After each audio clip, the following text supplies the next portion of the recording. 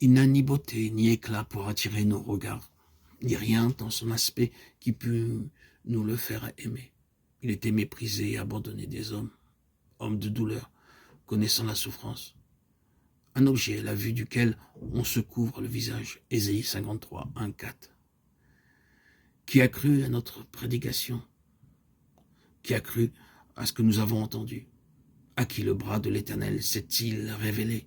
S'écrit le prophète en transmettant le message de Dieu. Message, révélation tellement en dehors des conceptions humaines, tellement opposées aux pensées de l'homme.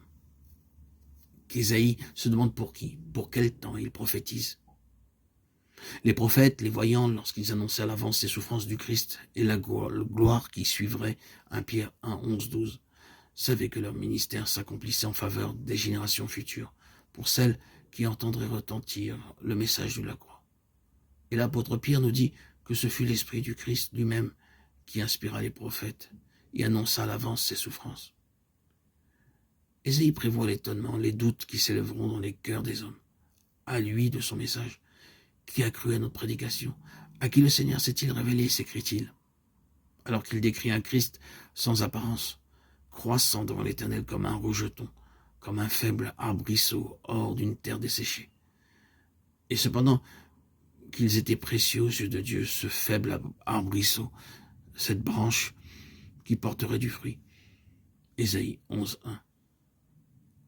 Le plan de choix Israël, Ésaïe 5,7, avait frustré les espérances du divin vigneron, et sa vigne était devenue stérile.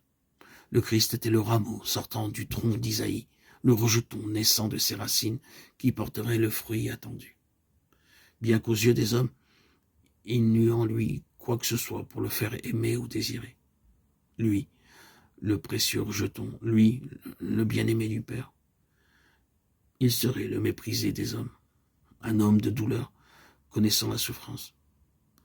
Les hommes se détourneraient de lui et l'abandonneraient, car la souffrance et la douleur éloignent. D'autre part, aux yeux de Dieu, cet acte d'amour et d'abaissement volontaire désignerait le Christ comme digne des honneurs suprêmes. Son serviteur juste serait exalté, haut, élevé.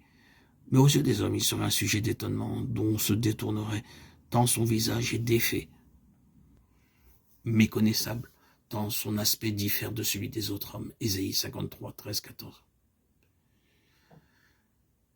Combien ne dut-il pas être défait le visage du saint et du juste durant les heures d'agonie?